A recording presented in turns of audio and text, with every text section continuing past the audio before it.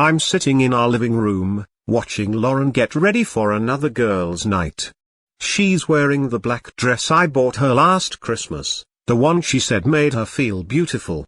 My stomach twists as she checks her reflection one more time. "You look amazing," I say, trying to keep my voice steady. She smiles at me, that same warm smile I fell in love with 7 years ago. But something's different now. Something's been different for months. "Thanks, babe," she says, kissing my cheek. "Don't wait up. You know how Jessica gets when we start talking." I nod, forcing a smile. Jessica. Her best friend since college. The perfect alibi. Lauren grabs her purse and heads for the door. I watch her leave, counting to 60 before I move. My hands shake as I open my laptop. The tracking app I installed on her car last week loads slowly. Too slowly. The dot on the map starts moving. Away from Jessica's house. Away from the usual restaurants. Toward the Riverside Hotel downtown. My heart sinks. This is the third time this month. I wasn't always this paranoid. 6 months ago, I trusted Lauren completely. We were planning to start a family, talking about baby names over breakfast, looking at bigger houses on weekends. Then small things started changing. She became protective of her phone, angling it away when texting. She started working late more often. New lingerie appeared in her drawer, pieces I'd never seen her wear for me. I told myself I was imagining things. Lauren was a pediatric nurse. Her schedule was always unpredictable. The phone thing? Everyone values their privacy. The lingerie? Maybe she wanted to feel confident at work, but then came the night I tried to surprise her at the hospital with dinner. The nurse at the desk looked confused. "Lauren left 3 hours ago," she said. When I called, Lauren answered breathless, saying she'd gone for drinks with colleagues. Her voice sounded strange. Guilty. That's when the doubt crept in. That's when I started paying attention to patterns. Thursday nights became sacred, always girls' night, always with Jessica, except I'd bumped into Jessica at the grocery store one Thursday, and she'd mentioned missing Lauren at book club. 3 liters. The tracking app shows Lauren's car parked at the Riverside Hotel. It's been sitting there for 20 minutes. I pace our living room, debating my next move. Part of me wants to confront whatever I'll find. The other part is terrified of confirming my worst fears. Instead, I call the hotel. "Riverside Hotel, how may I help you?" A cheerful voice answers. "Hi, I'm trying to reach my wife. Lauren Torres. She mentioned meeting someone there for drinks." My voice sounds calm, but my pulse is racing. There's a pause. "I'm sorry, sir, we can't give out guest information. But our restaurant closed an hour ago. Only hotel guests are on the property now." I thank her and hang up. Hotel guests. Lauren's car has been there for 40 minutes now. The app updates every 5 minutes, and that dot hasn't moved. I sink onto the couch, staring at my phone. 7 years of marriage. 7 years of believing we had something real, something unbreakable. How did I miss the signs? My phone buzzes. It's a text from Lauren. "Jessica's feeling emotional. Might stay over at her place tonight. Love you." I stare at the message, then at the tracking app showing her car still at the hotel. The lie feels like a physical weight on my chest. I could respond, call her out right now. But something stops me. If I'm wrong, I'll destroy her trust forever. If I'm right, I need proof. Real proof. I grab my laptop and start searching. How to catch a cheating spouse. The results make me feel pathetic. But I click through anyway. One article talks about hiring private investigators. Another mentions checking credit card statements. Credit cards. I open our joint account, scanning recent charges. There, 3 separate charges at the Riverside Hotel over the past month. Each on a Thursday night. Each around $200. My hands tremble as I screenshot the evidence. But it's still not enough. Hotels charge for rooms, but also for restaurants, spa services, events. I need something concrete. That's when I remember my college roommate, Derek. He works in hotel management now. I call Derek at 11 p.m., not caring if I wake him. He answers on the third ring, voice groggy. This better be good. I need a favor, I say. A big one. I explain everything, Lauren's behavior, the Thursday nights, the hotel charges. Derek listens without interrupting. When I finish, there's a long silence. You sure you want to know? He finally asks. Sometimes ignorance really is bliss, I'm sure, I say, though I'm not. Derek sighs. Okay. I have a friend who works at the riverside. Give me until tomorrow. I'll see what I can find out. I barely sleep that night. Lauren comes home at 2 a.m., smelling like expensive cologne, not her usual vanilla perfume. She slips into bed carefully, thinking I'm asleep. I keep my breathing steady, pretending. In the darkness, I feel the distance between us like a physical thing. 6 inches of mattress that might as well be an ocean. I want to reach out, pull her close, demand the truth. But I stay frozen, waiting for morning. Derek calls at noon the next day. Your wife checked into room 412 last night at 8 p.m. Checked out this morning at 6 a.m. He pauses. She wasn't alone. The words hit like a punch. I knew it was coming. But hearing it confirmed makes it real. Who? I managed to ask. The room was booked under a different name. David Richardson. I don't know if that means anything to you. David Richardson. The name echoes in my head. Then it clicks. David, Lauren's supervisor at the hospital. The one she's mentioned casually over dinners, the one who got promoted 6 months ago. 6 months. The same time everything changed. Can you get security footage? I ask. Derek hesitates. That's tricky. I could lose my friend's job. Please. My voice breaks.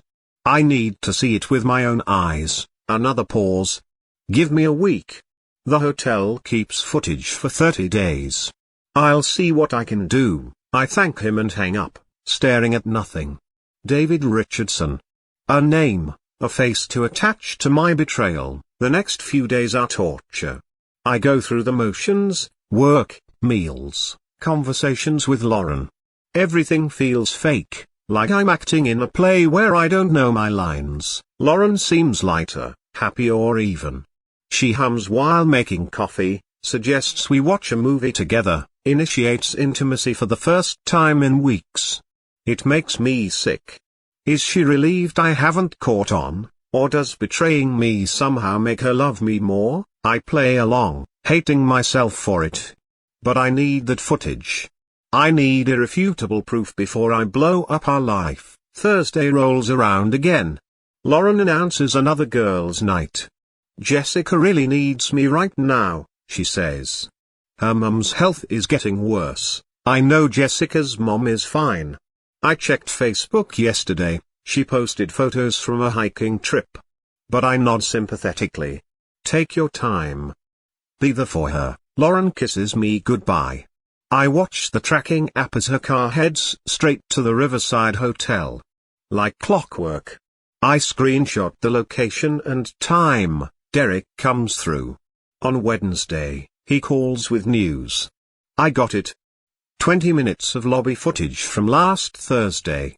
You sure you want to see this? Send it, I say. The video arrives via encrypted email. I wait until I'm alone in my home office, door locked, before opening it. The footage is grainy but clear enough.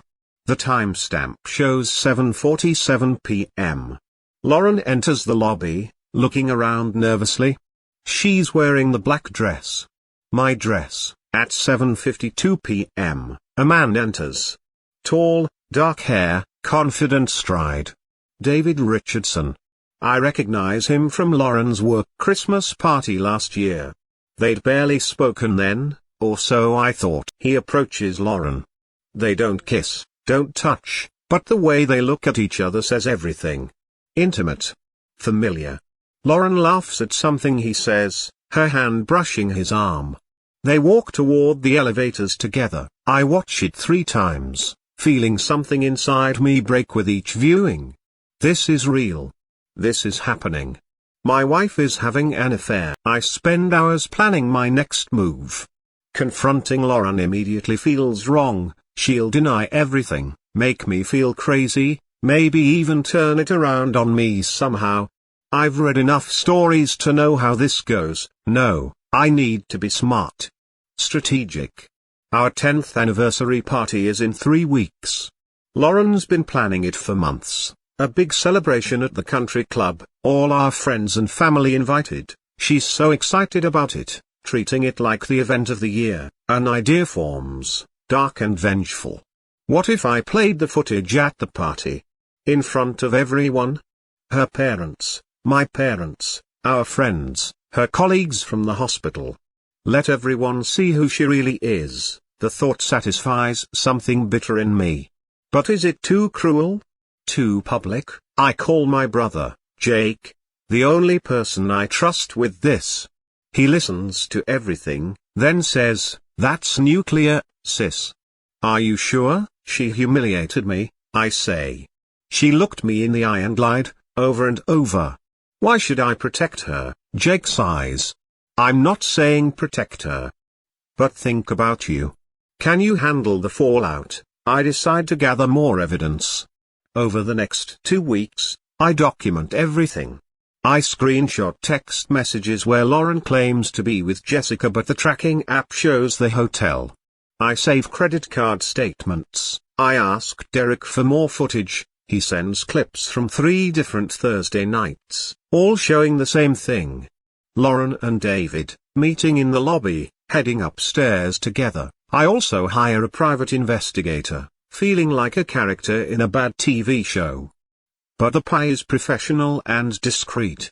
Within a week, she provides photos of Lauren and David having lunch together, holding hands across the table at a quiet cafe, more photos of them leaving the hotel together at dawn. The evidence folder on my laptop grows. Each new piece feels like another nail in the coffin of our marriage. I'm building a case, preparing for trial. Meanwhile, Lauren continues planning the anniversary party, oblivious. She shows me seating charts, menu options, flower arrangements. I want everything perfect, she keeps saying. 10 years deserves something special. The irony isn't lost on me. She's celebrating our marriage while actively destroying it. 5 days before the party, I tell Lauren I need to handle the Avenue setup myself. I want to put together a slideshow, I explain. Photos from our relationship. It'll be a surprise. Her eyes light up. That's so sweet. I love it. She hugs me tight, and I force myself not to pull away. The embrace feels like a lie now. Everything feels like a lie. I rent professional equipment, a large screen, projector, sound system. I tell the country club coordinator I'll need access an hour before the party to set up. She agrees, assuming it's for the sweet slideshow Lauren mentioned. I spend hours editing the footage. I start with happy photos, our wedding day, honeymoon in Italy, holidays with family. I set it to a romantic song Lauren loves. Then, abruptly, the photos end. The hotel footage begins. I watch my creation 3 times, perfecting the timing. It's devastating. The contrast between our happy memories and her betrayal is stark, brutal.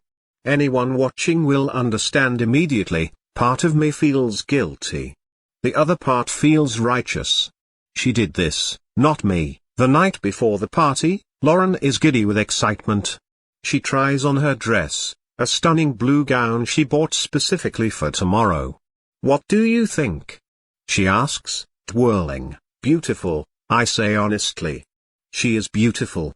That's what makes this hurt so much worse. We go to bed early. Lauren falls asleep quickly, peaceful and content.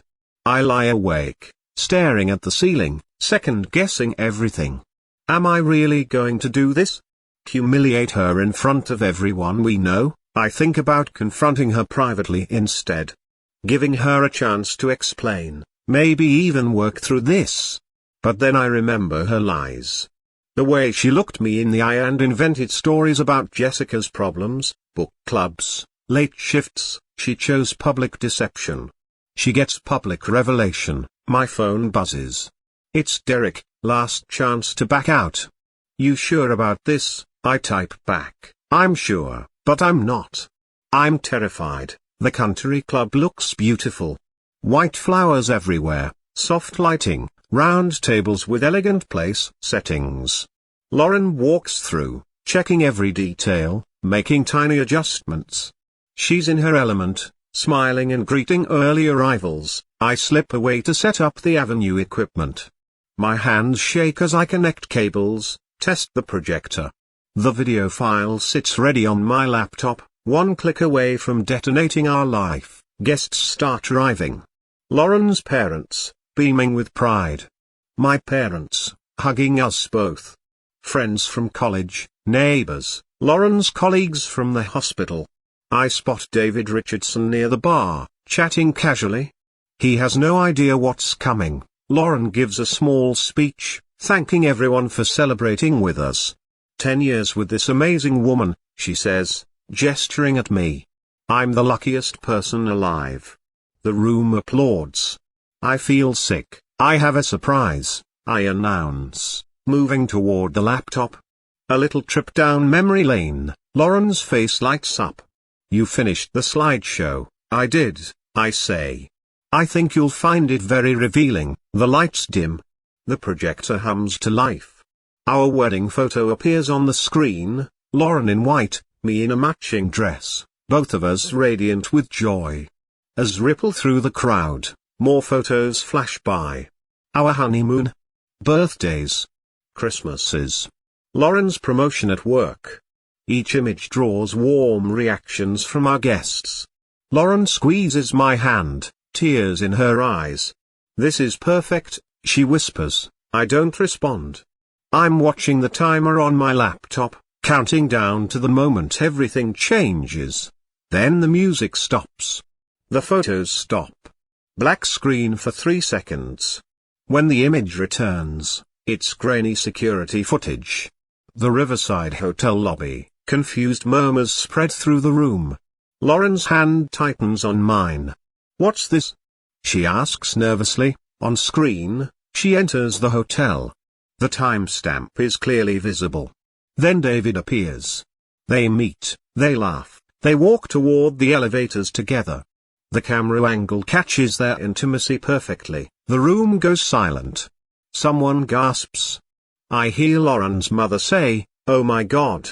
More footage plays. Different dates, same pattern. Lauren and David, meeting at the hotel, disappearing upstairs. Then the cafe photos, holding hands, kissing across the table. Lauren rips her hand from mine, standing abruptly. Turn it off. She screams. But I don't. I let it play. David Richardson is trying to leave, but someone blocks his path. Lauren's father stands up, his face red with fury.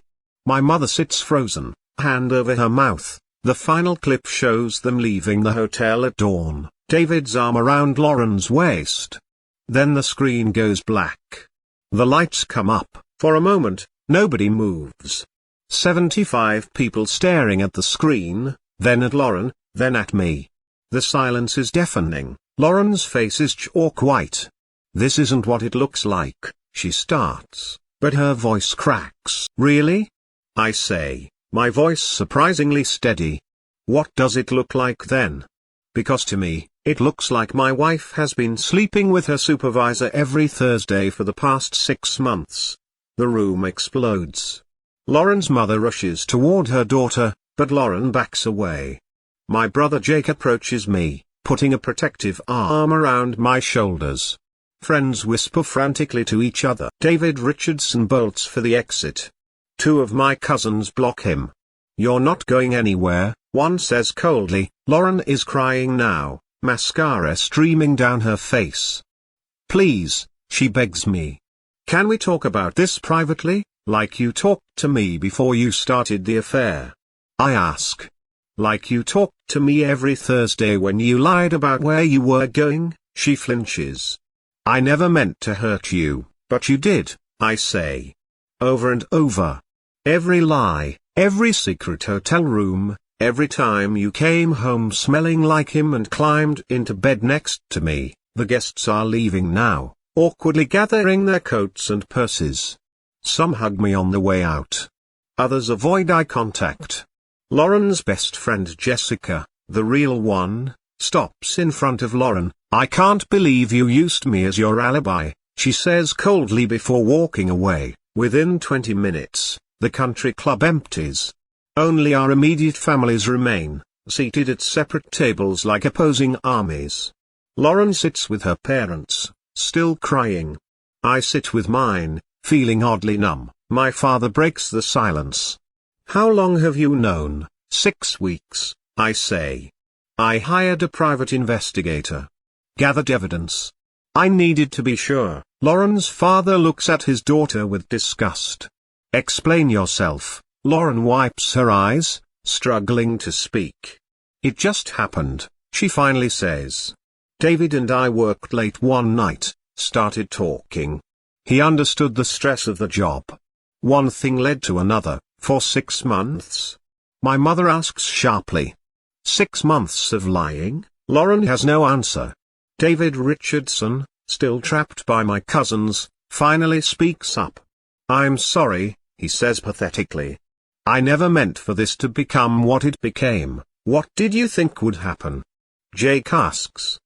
Did you think she'd leave her wife for you? Or were you just enjoying the secret? David looks at the floor. Lauren's mother tries to defend her.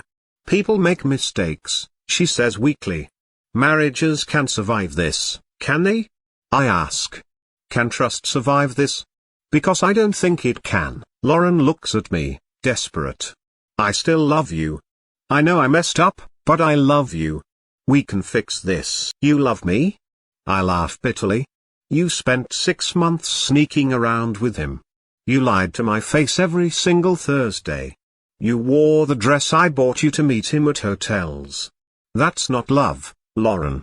That's betrayal. She starts to respond, but I hold up my hand. I'm done. I'm filing for divorce. You and David can figure out whatever this is without me. The words feel final. Real. Our marriage is over. Lauren crumbles, sobbing into her mother's shoulder. Part of me wants to comfort her. 10 years of loving someone doesn't disappear instantly. But the larger part feels nothing. Just cold emptiness. My father stands. We're leaving. Come on, honey. He helps me up, and we walk towards the exit. Behind us, I hear Lauren calling my name, begging me to stay, to talk. I don't turn around. The next morning, I wake up in my childhood bedroom at my parents' house. For a moment, I forget everything. Then it all crashes back, the party, the footage, Lauren's face when the truth came out. My phone has 63 missed calls and over 100 texts. Most from Lauren, begging for another chance. Some from friends, offering support or asking for details. 3 from lawyers who somehow already heard about the scandal. I turn my phone off and go downstairs. My mother is making breakfast, her way of coping with crisis. How are you feeling? She asks gently, like my whole life just imploded. I say honestly. She hugs me tight. You did the right thing. She needed to face consequences, but did she need to face them so publicly? In the harsh light of morning, I'm questioning my methods. Yes, Lauren cheated. Yes, she lied. But did I need to humiliate her in front of 75 people? My father joins us, newspaper in hand. It's already online, he says quietly. Someone at the party posted about it on social media. The story is spreading. By Monday, I'm infamous. The story has gone viral. Woman exposes wife's affair at anniversary party with security footage. Think pieces debate whether my public revelation was justified or cruel. I'm both villain and victim, depending on who's writing. I finally turn my phone back on and find a voicemail from Lauren. Her voice is small, broken. I know I don't deserve forgiveness. I know I destroyed everything. But I need you to know, it was never about you being inadequate. You're amazing. I'm the one who's broken. I'm the one who ruined the best thing in my life. She pauses, breathing shakily. I don't expect you to take me back. I just needed you to hear that. This was my fault. All of it. You deserved so much better. The voicemail ends. I play it twice more, trying to feel something. Anger, satisfaction, grief. But I'm just tired. I call the lawyer whose number my brother gave me. We set up a meeting for Wednesday. Divorce proceedings will begin. Assets will be divided. Our shared life will be dismantled piece by piece. 3 weeks later, I'm in my new apartment, a small one-bedroom across town. It's lonely and quiet, nothing like the house Lauren and I shared. But it's mine. A fresh start. I've been in therapy, working through the betrayal and my response to it. My therapist asks if I regret the public exposure. Sometimes, I admit. It was cruel. But she was cruel first. 2 wrongs don't make a right, the therapist says gently. Maybe not, I say. But sometimes the wronged person needs to be heard. Needs the world to witness their pain. I hear through mutual friends that Lauren and David's relationship fell apart within a week. Turns out secret hotel rooms are exciting. Real relationships in the harsh light of scandal are not. David was fired from the hospital for the ethics violation. Lauren is still there but facing intense judgment from colleagues. I feel a twinge of guilt about her professional consequences. I never wanted to destroy her career. Just expose her lies. But that's the thing about public revelations, you can't control the aftermath. It's been 2 months since the party. I'm slowly rebuilding. New apartment, new routines, new friends who didn't know me as part of Lauren and me. I've started painting again, something I gave up years ago. The colors feel therapeutic. My brother visits often, making sure I'm eating and sleeping. You're going to be okay, he keeps saying. I'm starting to believe him. I saw Lauren once, at a coffee shop. She looked tired, older somehow. Our eyes met across the room. She started to approach, then stopped. We stared at each other for a long moment, 2 people who once promised forever, now strangers. She turned and left. I let her go. I don't know if I'll ever fully forgive myself for how I handled the revelation. But I also don't regret exposing the truth. Lauren made choices for months. I made one choice in response. Maybe it was the wrong choice, or maybe it was the only choice I had left. The divorce will be final in 3 months. I'll sign papers, split assets, close this chapter. And then I'll move forward. Not forgetting, but not letting this define me either. I'm more than the woman whose wife cheated. More than the viral story. I'm still here, still standing, still learning who I am without her, and maybe that's enough for now.